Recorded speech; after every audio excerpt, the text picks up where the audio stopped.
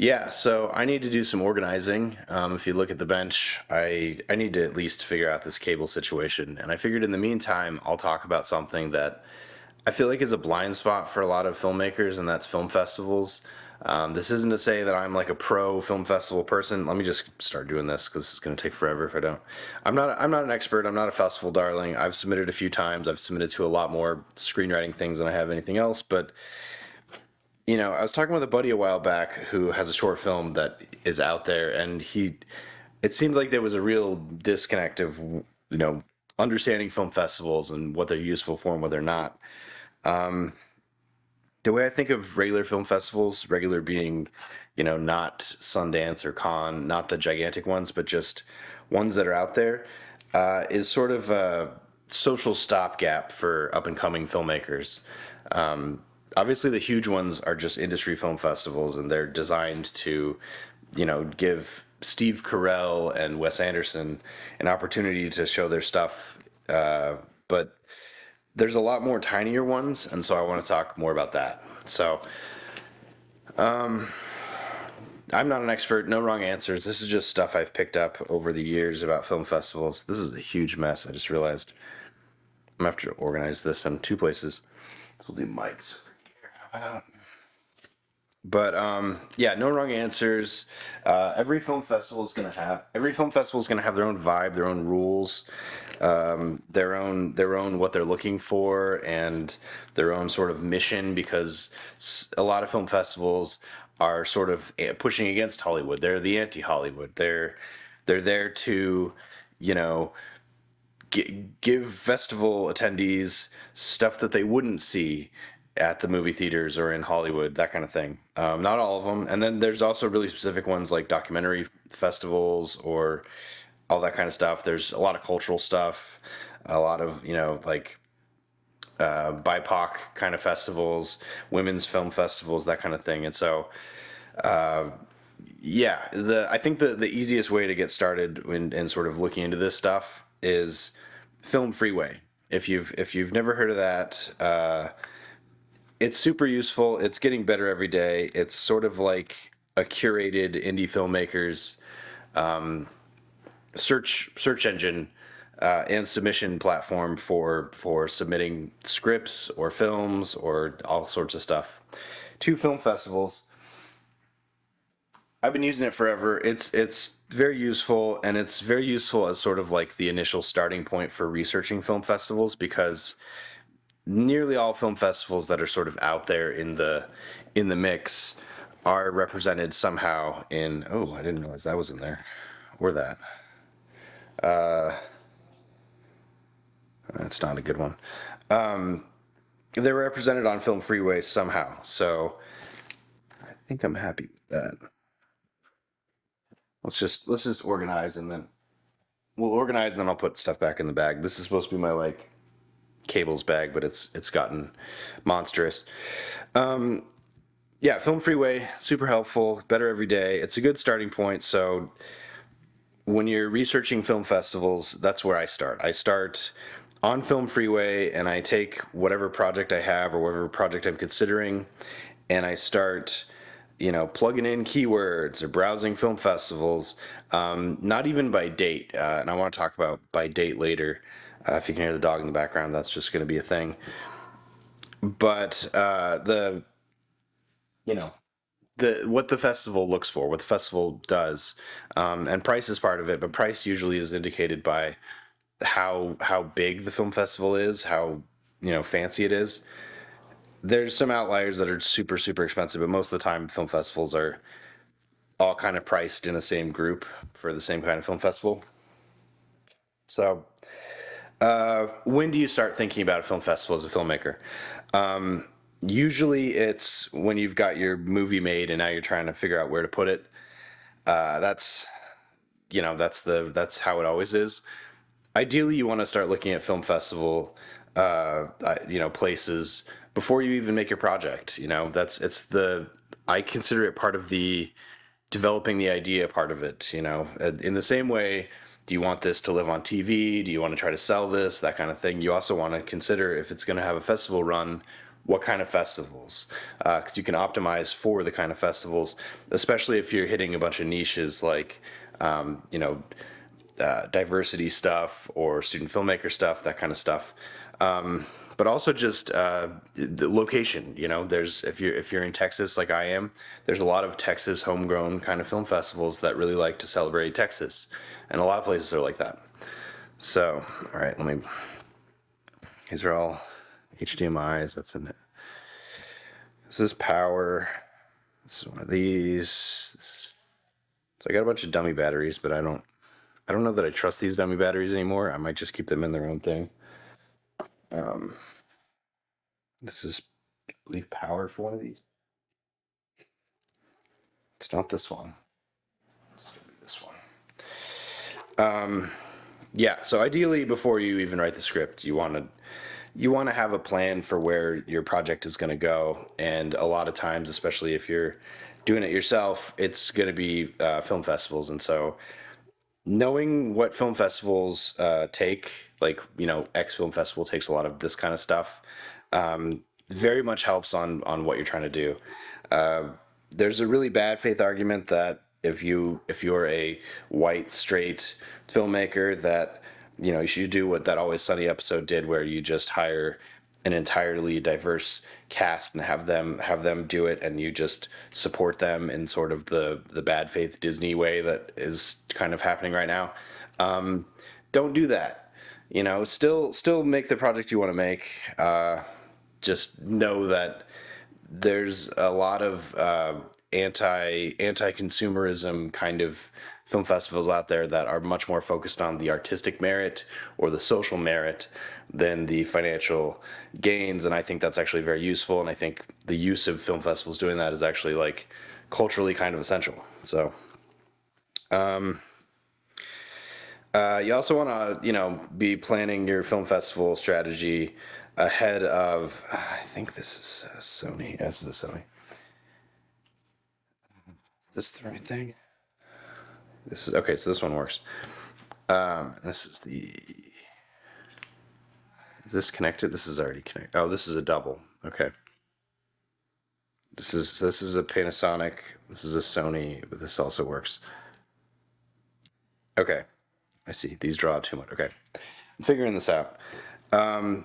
Yeah, the other reason why, the sooner you can plan your film festival strategy for your show or your TV or your short film, is money. Movies cost money. That's the thing. It's one of the hardest parts of this whole thing, is getting the money, holding on to the money, maybe trying to make money on the back end. Ideally, you want to have a budget for submitting to film festivals at the minimum, but also traveling to film festivals if you get accepted, because sometimes the really fancy ones will fly you out and wine and dine you, and sometimes you gotta pay your own bus fare, even if they have stuff, networking and party stuff. Oh, the dog. Yeah, a lot of the smaller film festivals are not gonna treat you like royalty. They're going to expect you to get there. They're going to expect you to get your own hotel. But the trade off is they usually have stuff for you to do while you're there, especially if you're a nominee or a winner. But you got to get there, so you got to have money for that. So it's really counterintuitive to me, because my logic is all the money goes into making the project, but unless you're going to put it up on, like, Amazon Prime, or iTunes, you gotta expect to have some money coming out for festival stuff too. I'm kind of on the fence about the idea of. I'm gonna take these off. I'm kind of on the fence of the idea of crowdfunding after the fact for your festival run. I don't know how I feel about it. I feel like it's less icky to me than something like, crowdfunding the whole thing and having it be a vanity project. If you've seen other stuff on my channel, I do rant about that a lot, but I don't know. I just the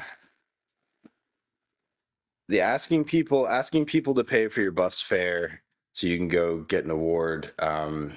I don't know if I can get behind that, but I definitely can get behind that more than, hey, I need you to pay me to make this project, and that's why I'm crowdfunding. I'm definitely less on board for that. Okay. So let's get some zones here. These are all HDMI couplers and adapters and all sorts of stuff. This is a micro and this is a mini, right? Yeah. Okay. So I don't think I need this. I think this is getting in my way. We need a deads pile. Let me find a deads pile here. I don't want to put it in a cardboard box because I feel like I'll lose it, but I might have to.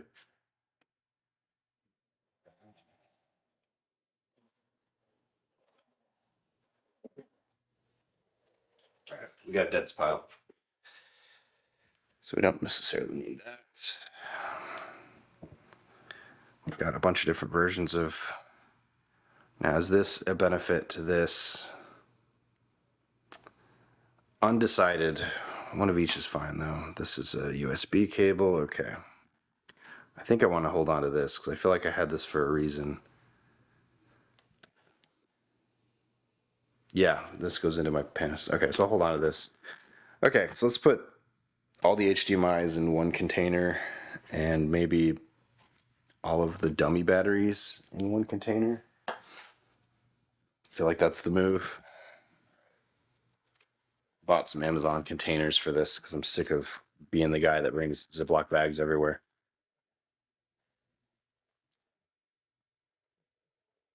A lot of plastic. Um, yeah, you want to have money to go to film festivals, to submit to film festivals, but also in distribution. You know, the press package is expensive. If you're on the hook for distributing it yourself, that's going to cost X amount of money. I've heard $10,000 to get your film on places, but uh, if nothing else, you need money for posters and that kind of thing, and just to attend. So I sort of already talked about it a little bit, but festival research. How big can I get this thing to be? These are a lot skinnier than I thought, which is kind of a good thing because I think they'll fit in my bag better. Festival research, again, Film Freeway, and whether you're starting to write the script or whether you have your project ready to go, ready to go out for stuff because it's finished, it's in post. Yeah, festival research. Every little detail about your film needs to go into Film Freeway's, like search engine to try to find festivals that will reward you for your due diligence, your planning. This as simple as if you're in film school or if you're in a school, submit it as a film student, as a student film. The field is a lot smaller and a lot less competitive than just the open categories. If you're a female or woman director, submit to places that are that filter out for female directors, that kind of thing. If you're a person of color, same thing. There's usually there's usually a bunch of little tiny categories, and the smaller category you can do to get into the same film festival, it might be the better because you not only have a better chance of getting through the filters, but also recognition. When if when you win, you're going to be up there and they're going to say, oh, this person won this award for Texas cultural shot in the blah blah blah. They're that person, so the people that care about this stuff will recognize you as that person. So, which is to say, game the submissions as much as you can, because if you're just going to submit your film to general stuff, it's again you're competing with Steve Carell and Wes Anderson a lot of times, and so it's just not going to go well for you. If nothing else, if you ignore the talent aspect of it, it's they have more budget and they have more access, and they probably know the people they're submitting to. So yeah, so you really need to separate out the film festival sizes between industry, which is big and or entertainment industry and or Hollywood, and then big, which is big ones. I'd say industry is like Sundance, Cannes, Toronto, that kind of thing. Or TIFF is Toronto, yeah. The big ones, which are not necessarily industry, but they kind of are still. Uh, Austin, Seattle, all the other sort of expensive ones, but you've heard of them, South by Southwest. Then small are, regional ones. They tend to have looser rules on things. Like a lot of the big ones have world premiere status if you win, which means you cannot have shown your film anywhere. As the smaller the festivals you go down the line, some of them expect regional status or state status, which means as long as you didn't officially publicly premiere your film in this state, they'll let you play it as their premiere. Obviously, Sundance is going to expect a world premiere every single time, as are most of the huge ones. But also tiny festivals, and tiny festivals I feel some kind of way about, because in one hand, tiny festivals are, I don't know where this, it's just a general AC plug. Okay. On one hand, I feel like tiny festivals are really useful because they're less competitive and you have a better chance of showing up because you'll be able to interact with people. I feel like, especially the programmers, a lot more because it's the difference between going to like a small school versus like a state school kind of thing. Trade-off is you got to figure out if the tiny schools are legit, and a lot of them are not. Is it worth taking this out? Putting this in something smaller. Is it worth taking it out? No, this definitely needs to go in this, I think. Let's see if they fit. These are all the video adapters. This is obviously the big one for my Mac. So there you go. Um, yeah, you gotta. Oh, this is an old school Mac display port.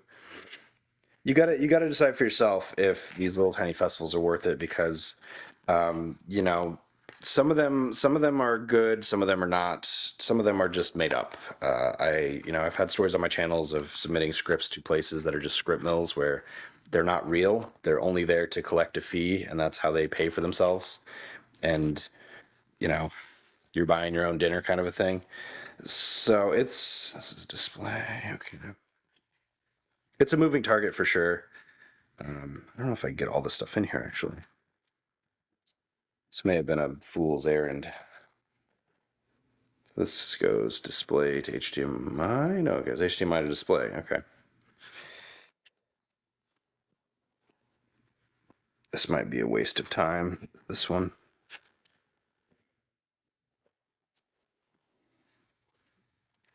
Because this guy's huge. I don't really want to have to fold it over like that. I'm on the fence on this one.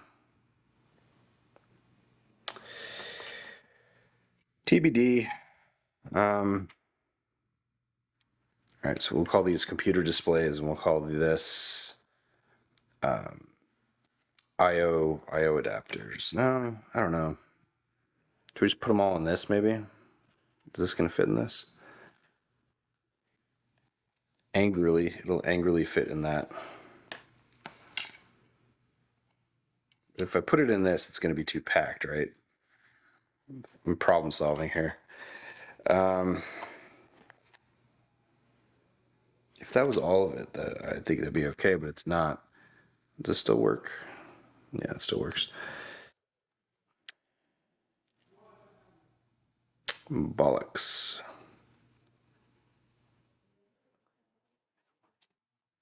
Take this guy out because that's our weird one. Um, do we need HDMI to DisplayPort for any reason? If we're going into a monitor, but most monitors have HDMI, I'd say that's a toss. This we could use in case. That we could use in case. All these are adapters. All these are adapters. Yeah, let's just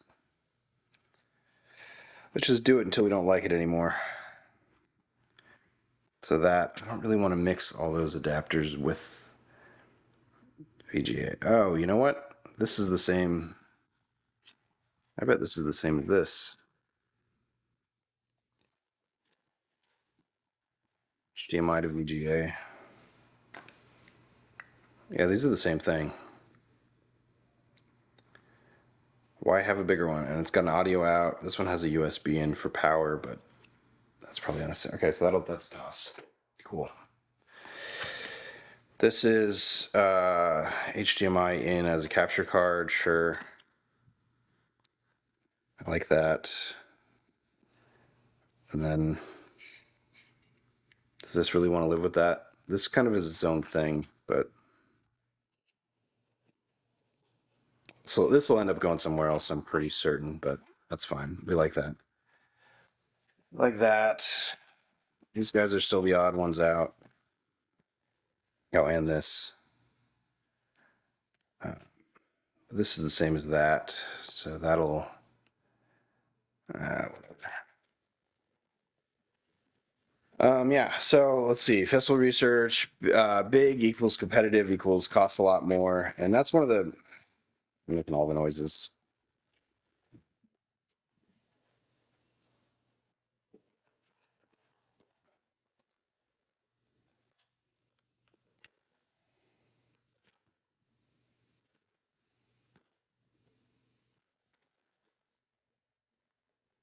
So one of the big questions you got to ask yourself is it worth the crazy fee to submit to a big festival where you could use the same fee to submit to like four smaller festivals?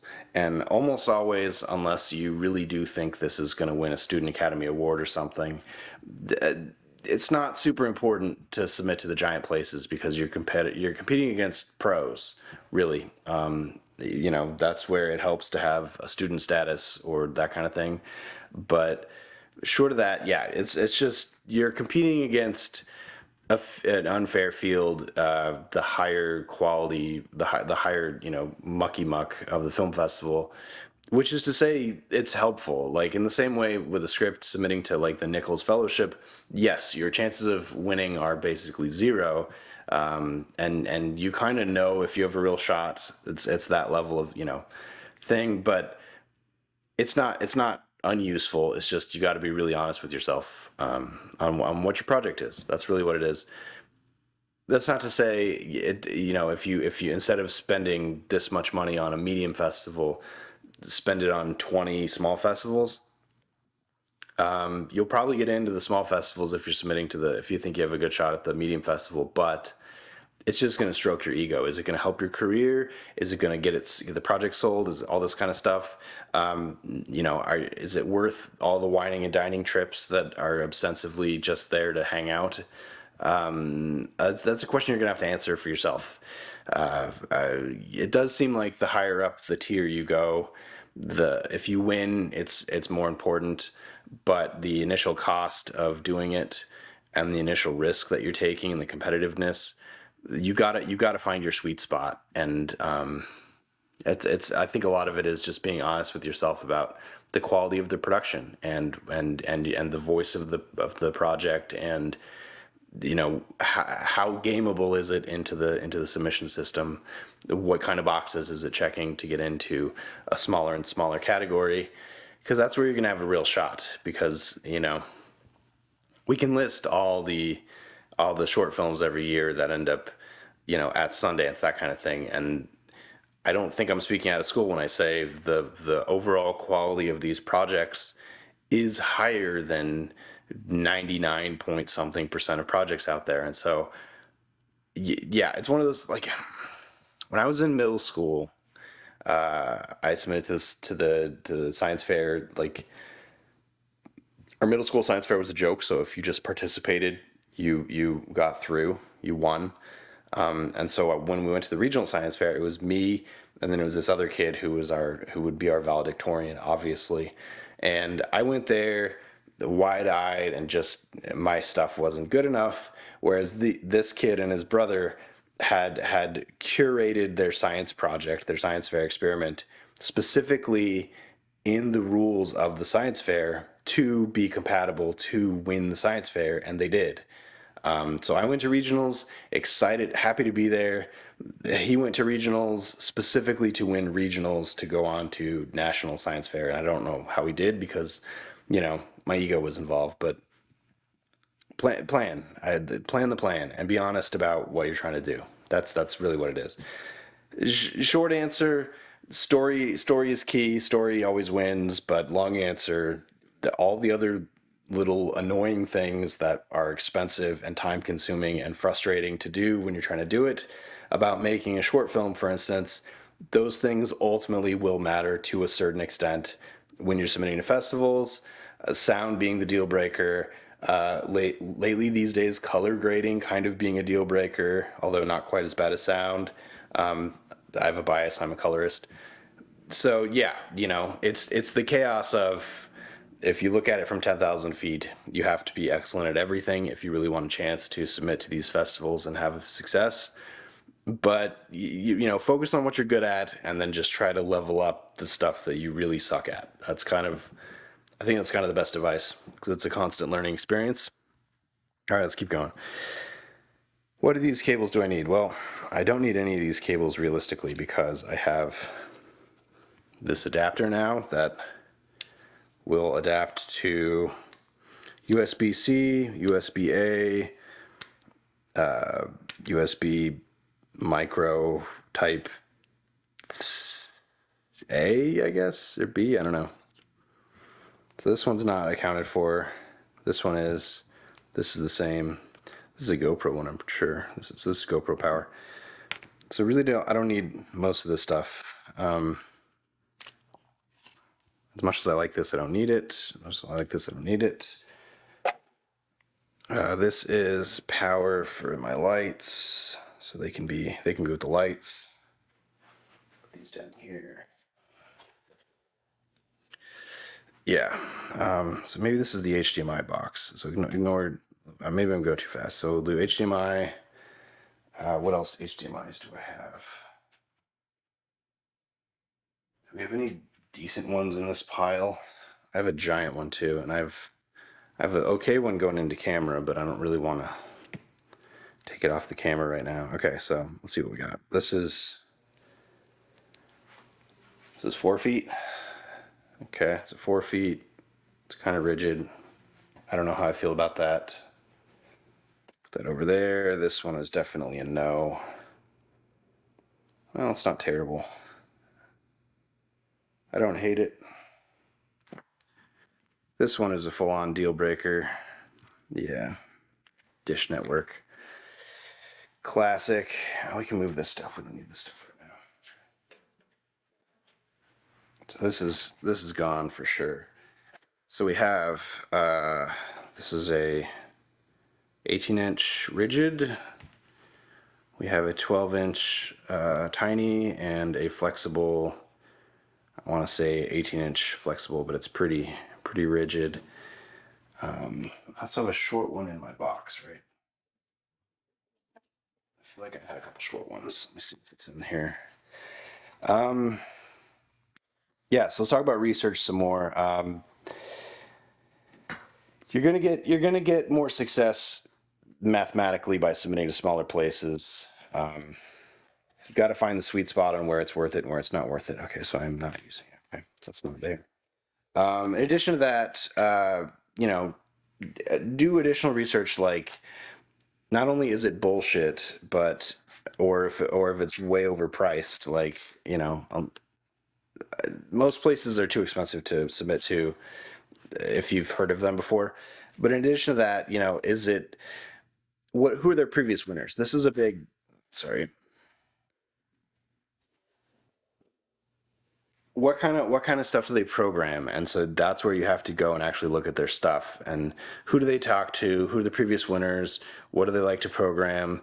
If your stuff doesn't look anything like their stuff, it could be a good thing, because a lot of festivals are looking for unique stuff that nobody has ever seen before. But a lot of times it's the opposite. If you've got a very straightforward, edgy comedy, and you're submitting to a festival that only programs, very nuanced dramas, maybe you're going to be the exception to the rule, but probably not.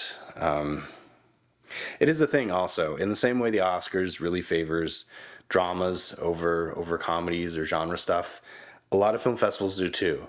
Consequently, a lot of other film festivals avoid straightforward drama stuff in favor of genre stuff, sci-fi, horror, detective thriller. Comedy tends to be its own category, although again, comedy is such a big category. Sometimes it's in the musical category too, and is a straight comedy going to be able to outcompete a musical? I don't know. Um, I think that's it for the. Oh, I have four. I didn't realize I had four. Um, yeah, so that's a real question. Maybe we could put the adapters in with this. Is that gonna be too chaotic? Yeah, it is. So just do your research, and then in addition to that, your network, your filmmaker network.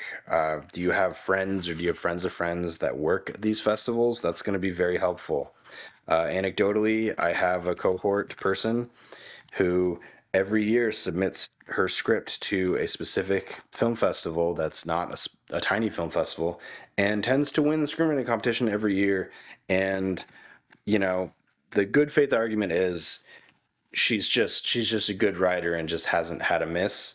The bad faith argument is her friend pulls her script out of the pile every single year and she wins, because it does seem a little bit more than a coincidence that this screenwriter wins every single time she submits to this particular festival. I'm not saying all festivals are corrupt. I'm not even accusing this festival of being corrupt. I'm just saying, yeah, if you have somebody, if you have a contact at the festival you're submitting to, it's it's cool. There's also when I go through my notes later, yeah, reach out to the programmers, reach out to the festival people. They're very busy, but if you email them or if you hit them up on Facebook or Instagram or whatever, they will respond to you, because it's one more way for them to get to know you. So much of programming, especially short films, is you don't just want to get to know what the material is, you want to get to know the story behind the material. It's the cliche, the struggling homeless painter who paints incredible stuff. You want to be the person to find that story. It's a thing. Bad sell for this guy. I fully admit that, but hey, it is what it is. The I feel like I give the Disney sort of like bad faith diversity stuff more of a pass in the film festival world, because film festivals I do see as a purpose to bring out the voices of people who are not necessarily going to be either Hollywood ready or Hollywood accessible. That's where film festivals are meant to be. Consequently, I feel like Hollywood should get their shit together. But how are you gonna motivate a corporate industry without doing the money aspect of it? So I don't know. That's a bigger discussion than what I'm trying to have here. But there's film festivals for everything. There's a way to have your film be special in places, uh, unlike the Hollywood definition of what a successful film is, if that makes sense. Yeah, this is pretty full, but we'll try to. Anything else in the bag here? Just these guys. These guys are too big for this, right? Well, actually, because that would be really convenient if I didn't ever have to scratch my fingers on these guys again. That could be the move. That could be the move. Okay. All right. Put this away. So, previous winners, premiere status. I sort of talked about a little bit. Any big film festival that you've heard of is going to expect premiere status, which means it cannot have premiered whatever their status is. Most of the big places, it's world premiere. So Cannes, you cannot premiere your film in competition. To be in a Cannes competition, you cannot have premiered your film ahead of them, because they want to have premiere status. That's an important selling point for their film festival. So world premiere status, that kind of thing. I'm repeating myself, but a smaller film festival, they might only ask for a regional premiere or a state premiere or sometimes a city premiere. A lot of film festivals these days, especially if they're much more TV focused, since TV is a completely different system, and so the idea that your TV episode, even though you're submitting it as maybe a short film, is out there. A lot of places will say there's no premiere requirements. So that's super useful. So in addition to that, yeah, I think this is a good time to talk about my buddy. When he was submitting a short film, he goes, yeah, we're going to submit to this place, and then once we hear back, we're going to submit to this place. Once we hear back, we're going to submit to this place. And I said, I don't understand. Why are you not submitting it all simultaneously? Well, they're asking for premiere status, so we don't want to step on toes. We don't want to interfere. And I was like, okay, this is just a fundamental misunderstanding, and I think it's how these film festivals are wording their stuff. Submit it to everything simultaneously, especially if you have the money for it. Yeah, because if you hear back and the festival has a premiere status expectation, then you just got to notify the other festivals that haven't responded to you yet and say, hey, I got into this place in the competition, so I need to take my film out of competition because they have premiere status, that kind of thing. Consequently, if the film festival that accepted you comes after or comes before another film festival who doesn't expect premiere status, you kind of don't need to tell them anything because it's not going to affect anything. You could just do your thing. So that's a really gross way of saying that. But basically, if a festival has premiere status and you've gotten in, just notify the other places. Honestly, it might be in your favor because now it lets them know that this is a valued commodity that might actually be worth something for someone, and maybe they'll discount your submission, or maybe they'll take you out of competition, but they'll go ahead and program you as a non-competition screener, which is, I would argue, almost as useful, if not more, than being in a competition where you're being screened. It's very much a thing. Once somebody finds out about your project and there seems to be some sort of positive buzz about it, there's you yeah, part of it is a lot of film festival people are filmmakers, and a lot of film festival people just go to a lot of film festivals. Yeah, once you have a little bit of forward momentum in the festival circuit, you might get asked, hey, do you want to submit for free, or we can give you a waiver for a discount for submitting here. This is not working, but I'm going to make it work. Instead of having to pay the full price or that kind of thing. I've already fucked it up. Can I make this any smaller? I can't. Okay, there. If I can make this work, I'd be very happy, but I don't know that I will be able to. 0.8 pitch gears, the one time you use them a year. There we go. There we go. That's awesome. I'm very happy about that. Don't have to scrape my knuckles on these things anymore. Okay. So, yeah, you know, that kind of thing. Also, a film festival run, I think of it as like a 1 to 2 year run. Don't Certainly don't scramble and pay the giant late deadline fee to because you want to get into a place. Wait the year. Wait. Because let's talk about anecdotes for a second. I've been a screenplay reader for a ton of stuff. If the festival is programming for 30 slots and there's a 6 month submission window, 15 of those slots are going to be filled by a certain point, almost certainly. And so if you submit late or if you submit near the submission deadline, even though there were 30 slots initially, there may be 2 slots left. And so your chances of getting noticed, your chances of people who are filtering stuff out being a lot more amenable to your project early. Submit early deadline, submit regular deadline. Do not submit late deadline unless you really do think you have the next Wes Anderson film.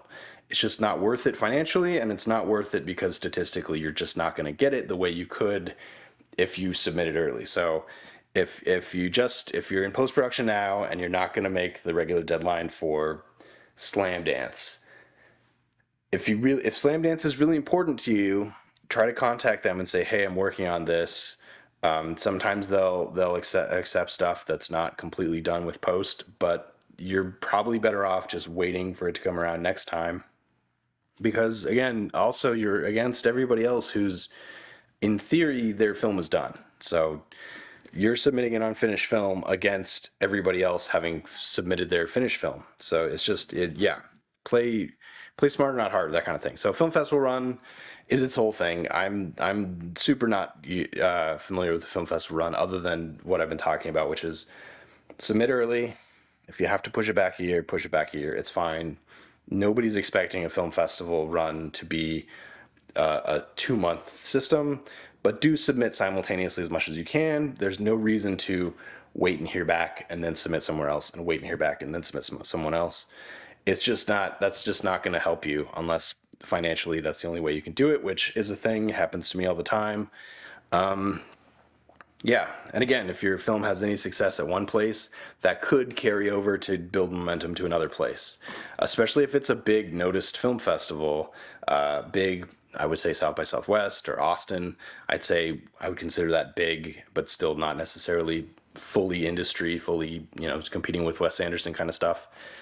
Yeah, but it's all up to interpretation. What else do I have? We can start packing this, I guess. Don't know what this rubber band is here for. I don't have the puffer anymore. This thing. The reason this is in a plastic bag is because the gear oil leaks out, which is crazy because it's the heaviest follow focus I've ever had or I've ever used, and yet the gear oil flows out. So don't understand that. Um, Gaming the rules, category, social network of filmmakers and programmers that you might know, or you're friendly with a filmmaking team who was in competition in this film festival last year. That all that kind of stuff is useful. You can reach out politely, respectfully to the programmers at the festival, because they want to know who you are. They really do want to find the next Diablo Cody. Most of these film festivals do. In addition to that, yeah, timing. Don't submit the late deadline. It's just not worth it for a million reasons. Submit early if at all possible, and it'll save you a bunch of money. And then the other thing is, in addition to category, again, if you are a student, if it's a student project, get into the student category because your chances of success are monumentally better. If it's The other thing that I feel like nobody talks about, shorter films. Certain categories have expected run times. Usually it's no more than X, no more than 15 minutes and no more than 30 minutes. Festival programmers have started talking about this, and I really appreciate that they have. If there's a 2 hour time slot, that's four 30-minute films. Or it's three 30-minute films and three 10-minute films. Do you see where I'm going with this? So it's as much as writer, the project needs to be the length of itself. The project needs to be the length of itself. You can plan this in the short film. If your short film is at its peak at 5 minutes, submit it 5 minutes, even if the limit is 30 minutes. Because the 5 minute film is much easier to program than a 30-minute film or a 20-minute film. I've even heard recently, if your film is 1 minute, that is super programmable. It can also be a trailer ahead of another competition run. So it may not be in competition, but they can just show it as a grouping of 1 minute films, that kind of thing. So honestly, if I were just to make a film specifically to have the most successful film festival run I could possibly do, my film would be 58 seconds.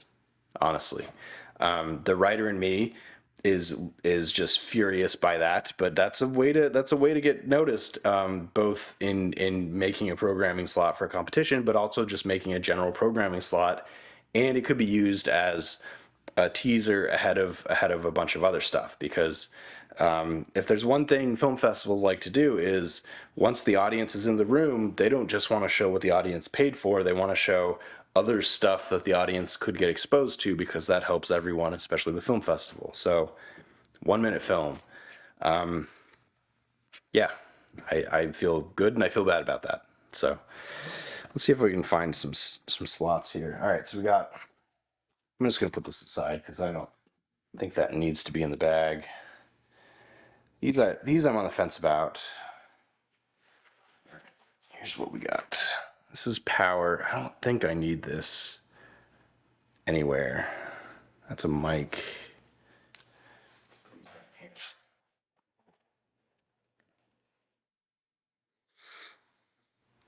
Okay. These I don't know. This I don't know. So let's find a slot for these things. We got this. We got this. We got this. Don't know how I feel about that. We got this, and we got a bunch of audio stuff. So in theory, we could go horizontal. Are they how fat are they? Can't do them vertical, so we could go horizontal with them. And we got a little gap right there. Um, let's just tear this out. This is my flag. I don't ever use it. Flag. Um,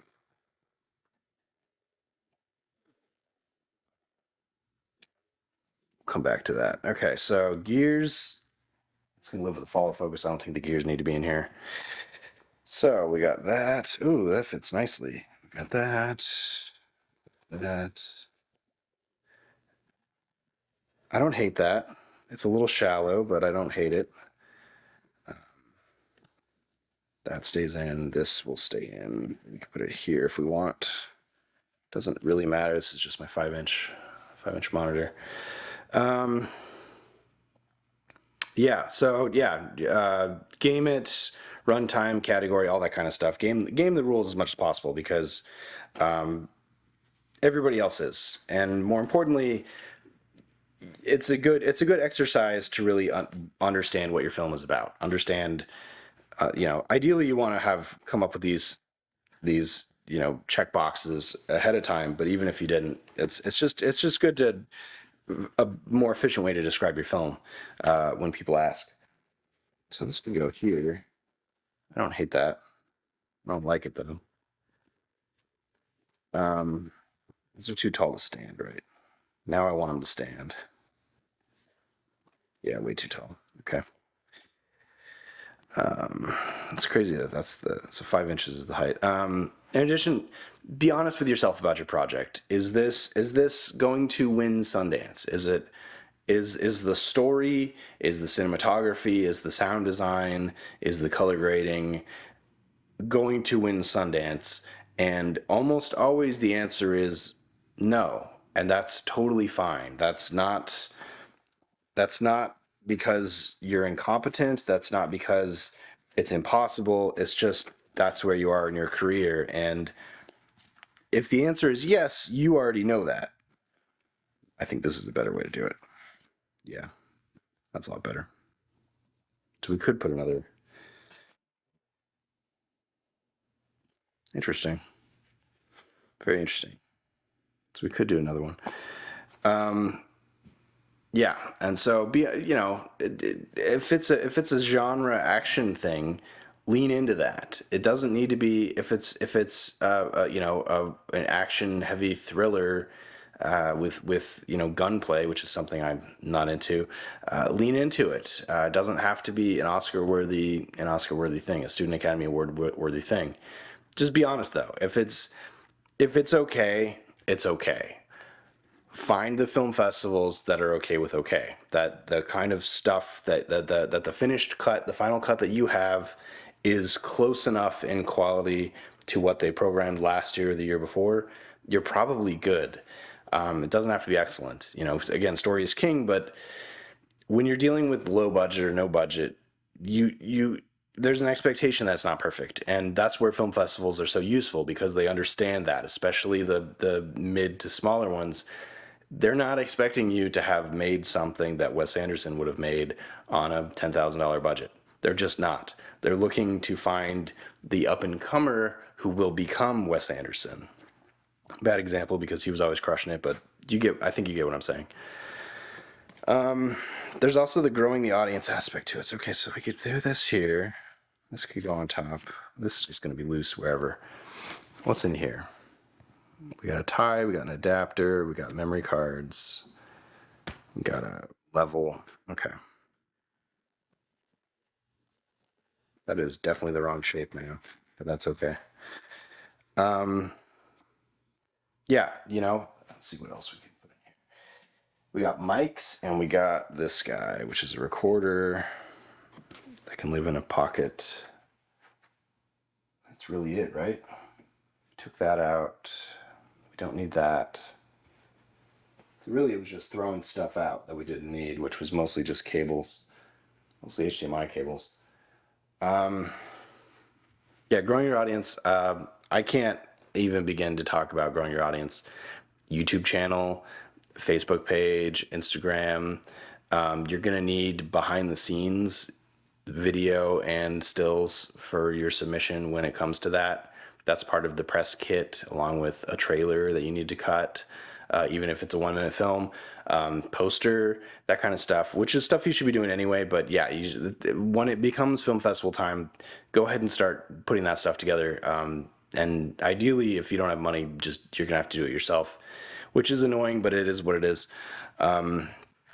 Yeah, the press kit, which is usually a trailer, a poster, descriptions of the actors and their bios, description of the filmmakers and their bios, all that kind of stuff. Because the film festivals want to know who made this and how, and who you are, because it's always the next thing. It's always the next thing. That's one of the things is, if you have success, especially if you win a competition at a film festival, you usually get a free pass to submit next year. And believe you me, they will pull your name out of the pile if you won last year. When you're submitting the next year, they'll pull your name out because you're already an established commodity. So it is a catch-22. You need to establish yourself as a commodity, but then once you have, you are. So yeah, success rewards success, which is you just got to keep chipping away until you have success. Audience, though, if you've crowdfunded, you do have a bit of a built-in audience. I feel some kind of way about crowdfunding, but it is a very efficient audience network, and it's going to really help you because it'll put butts in seats if when your your thing goes into competitions, into film festivals, because some of your audience members might actually show up, especially if you do your due diligence advertising on social media and that kind of stuff, and letting them know. The email list is still the most efficient thing. Social media, I talked about. Actors. Yeah, actors have a vested interest in their stuff getting seen, and so they tend to be their best advertisers. So if you have actors in your movies, let them know, keep them up to date when you're putting stuff into film festivals, because they're gonna want to know, and they might want to show up, and they're definitely gonna post about it on Snapchat and TikTok and that kind of stuff. It's important to them. Oh, I lost battery power. It doesn't matter. I'm done with this anyway. Let's just go straight to camera. Screenings. Obviously, you can't have open screenings, and so usually either the film festival will have stipulations on what a screening looks like as a private screening, so not a world premiere.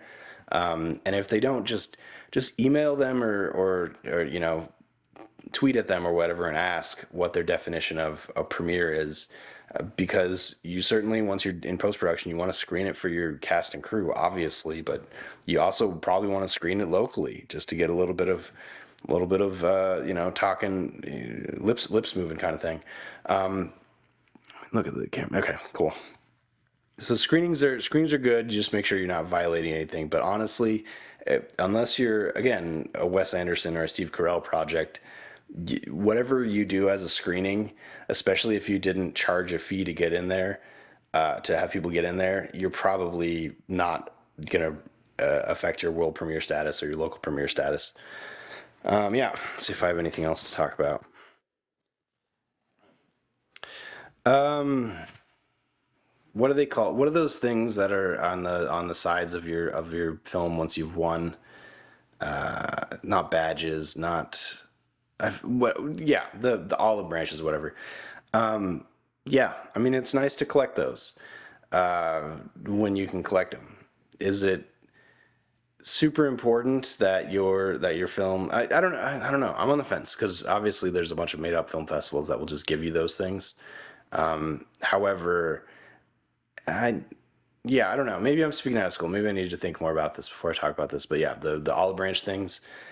Yeah, you know, my rule of thumb is the more recognizable the film festival, the it should be on there.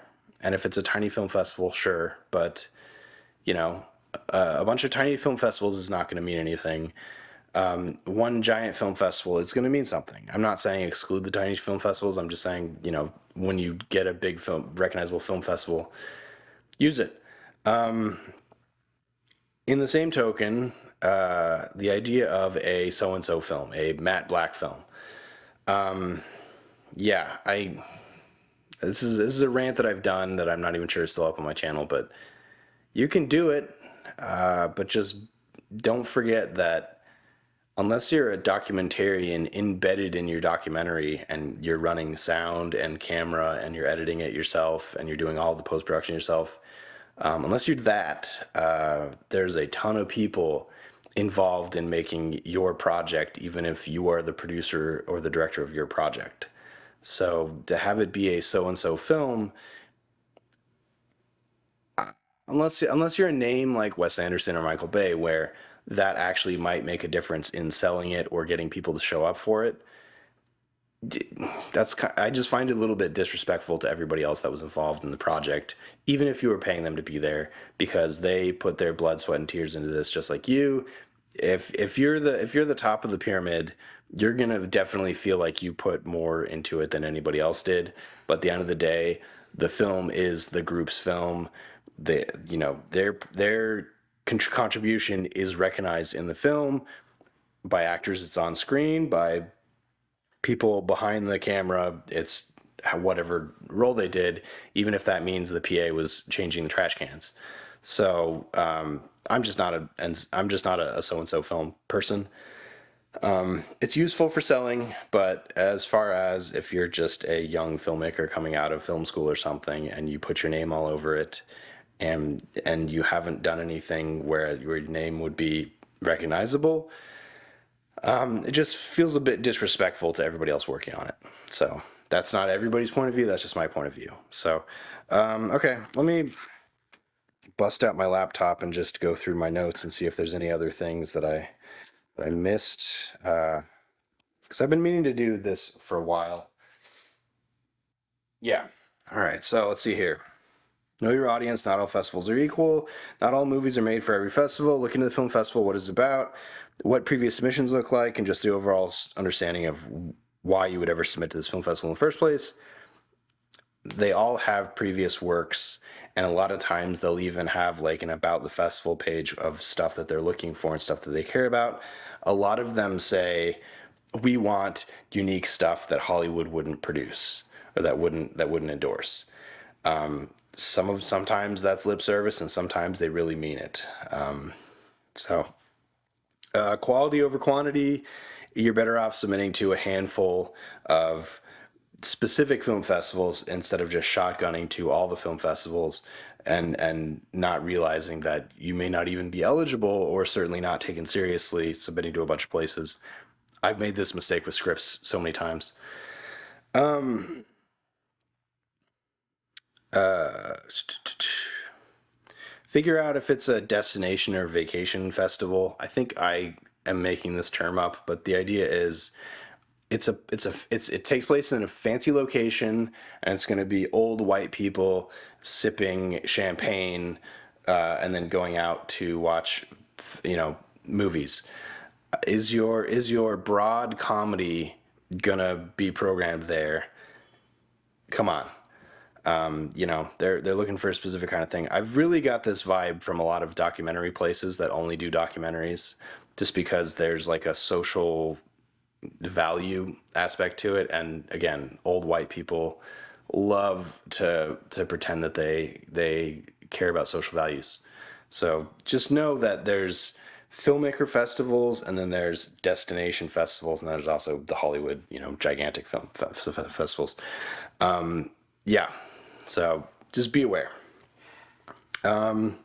What's the festival's relationship to the filmmakers? This is usually seen on their website. Are there other things the filmmakers could participate in? Are there meet and greets? Are there special screenings? Are there other things where filmmakers connect to other filmmakers? Because that's possibly the more important thing about film festivals than actually getting the prize and getting the laurels. They're called the laurels. Damn, I didn't remember that earlier. They're called the laurels. Is meeting your future collaborators, your next collaborators, because that's super important. Yes, it's nice to have a good relationship with a distributor or a producer who has money, but at the end of the day, every filmmaker that I've worked with who has been a festival darling and done the festival run, they go to the festival specifically to meet future collaborators because you know, at least in the eyes of your peers, you're a proven commodity now. You exist, you have a name, you have a face, you have a body of work, and so do they. So let's see what else.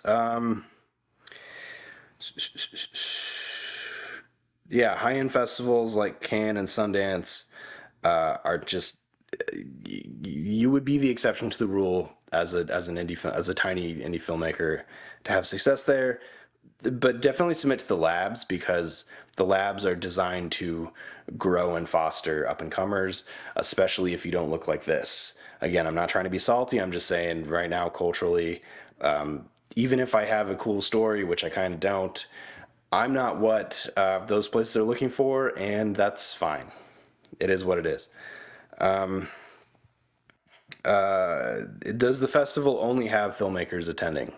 That could be useful, but it could also be we're all in a circle jerk here. Again, I've gone to script mills where that was this way, but yeah, there's a festival that caters to filmmakers that has activities for filmmakers, and then there's a festival that is just we all showed up thinking that we were going to be pitching to distributors, and we all just realized we're the same person. So, that may be hard to suss out until you attend, but you can also ask around. And most of the time, if somebody attended X film festival and they didn't like it, they will let you know. So, let's see. A lot of film festivals are mostly filmmaker attended. Stuff for okay, I already talked about that. Make a trailer for your film. All the other promotional material, a poster, a teaser, stills, behind the scenes, BTS video, a gag reel if you have a gag reel, that kind of stuff is that's the stuff I like. That's the stuff other filmmakers like. It's going to be in the press kit. Let's see. Find out who's going to attend and contact them, but be respectful about it. This could be press. A lot of times nowadays, it's other YouTube filmmakers or other social media people. If your favorite up and coming Instagram director of photography is going to this, let them know. Maybe you'll go out for a coffee or a drink or something. It's the social aspect of it. As much as I hate networking, the social aspect of filmmaking, there has to be some way to circumvent the fact that you don't have money and the people that have money are not interested in you. So, let's see what else. Festival programmers are super busy, but as long as you're cool, they will answer questions. And especially if you want something clarified, they're all about clarification because the last thing they want to do is you made a taut, steamy sex drama, and they're only programming comedies, and you ask them, hey, is this going to fit for you guys? They're going to be like, listen, as much as we think your idea is great, we're doing goofy comedies. It's not gonna go over well. Your money is better spent spending to somewhere else. And they might even have recommendations, honestly, because again, these film festivals talk to other film festivals because it's their business too. Let's see. Scripts especially submit way ahead of the normal deadline because even though they say there's X amount of slots available, the normal or the final deadline, that many slots is not left because there's so many submissions that the programmers are immediately trying to filter out just the best ones, and they can't just at the very end of the submission process have a list of like 150 and be like, okay, these are the 150. We need to whittle it down to 20. They're programming as they go a lot of times. I'm speaking from experience, but also this is just how a lot of festivals work because the workload especially to read, but also especially to just to screen the films. It's too impossible to take it all in and then filter it out. You have to be doing it continuously. There's just not enough hours in the year otherwise. Have a unique voice. If you're not a straight white dude, yeah, that's for that kind of stuff. Attend as many festivals as you can. It's gonna cost you money most of the time because you're gonna have to figure out how to get there and you're gonna have to figure out how to live there. But it's worth it if you can do it. This is why anything with within like a 4 hour drive of where I live, where my buddy lives, is up for game, even if it's a smaller festival, because it's gonna cost us nothing to get there. We can make a day trip of it.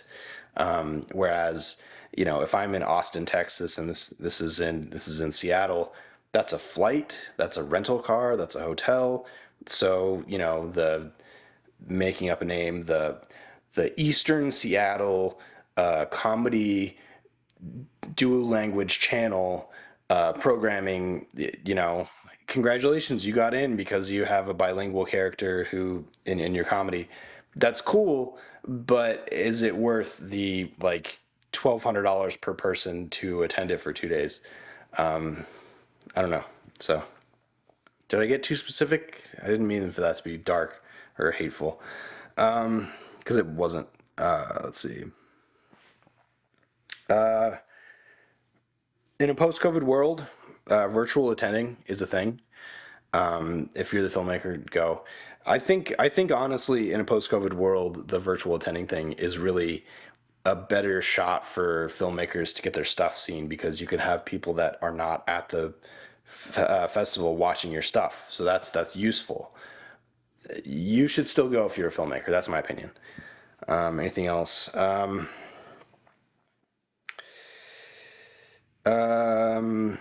Be adaptable. If COVID taught us anything, it's that scheduling for film festivals changes constantly. Also, I would argue we're still sort of in this moment in early 2024. We're still a little bit in the backlog of film festivals opening up post pandemic or post lockdowns. So there's still more stuff getting submitted to film festivals right now than there would have been prior to the lockdowns, and there will be later down the road because you know there were a couple years missed, and so they're trying to catch up. And some festivals have expanded how many things they're showing, and some of them are just saying, we're getting more than normal. Submit next year, or you didn't make it this year, submit next year. They all say that, and most of the time they mean it because just because you didn't make it this year doesn't mean you didn't make it. You won't make it next year. Ideally, with a script, you want to improve the script. If you're going to submit the script over and over again to the same place, it's not going to help you. But for the sake of a film project, yeah, at least a 1 year run for the festival run for submissions. But I don't know if unless I was specifically told by a programmer to submit my same film to the same category next year after having lost this year. I don't know if I would do it. If the programmer told me to, I would because I feel like they know something I don't. But short of that, you shoot your shot and you move on. Don't take any of this personally. I think that's important. I guess I haven't said that yet. But if you've gotten to this far in the process where you finish your project, yeah, just don't take it personally. And also, don't drink your own Kool-Aid because you're drinking your own piss. Yeah, if you have success, don't become an asshole. If you don't have success, don't become an asshole. Yeah, easier said than done. And I'm speaking from experience. What is the what is the thing's relationship to Hollywood? A lot of places are anti-Hollywood, and you're never going to find a Hollywood thing here. That's one way of going about it. For the stuff that I submit, it's Hollywood adjacent at worst. So ideally, I would want the festivals I submit to have some sort of relationship to Hollywood in some way, because that's the end goal for me. That's where the market is for me. That's not always the case. Again, documentaries and true life stuff, true crime stuff, a lot of times are, we don't show Hollywood stuff here. That's cool. If that's the niche you're working in, power to you. It's just not my niche. Let's see. A lot of film festivals see themselves as a feeder program to Hollywood. Sundance and Cannes and Toronto, I feel like are the biggest ones, but they are Hollywood, so that doesn't really count. But like, I'd say Moondance or South by Southwest or Austin. You know, some of the ones you recognize that are not the giant ones. Yeah, they maybe they have their premiere in a smaller place like South by Southwest, but then they're shown at Cannes or Toronto or I don't remember the schedules because I feel like the schedules most of the stuff is in the fall, so the submission time is in the spring. I don't know. I'd have to look. I'm out of the mix right now. So anyway, yeah, feeder festivals versus we don't do Hollywood. I feel like you need to understand what the tone of the festival is. Uh, um, Film festival people tend to be filmmakers themselves. That's both a good thing and a bad thing. It's if you're a dick, it's a bad thing. If you care about other filmmakers and that kind of thing, then it could be a good thing because these other film festival people, programmers or whatever, might end up being your collaborators. You don't know. You don't know. In the same way, don't talk bad about a project because you don't know who's worked on it, especially if you're working in the industry. The film festival is the same way.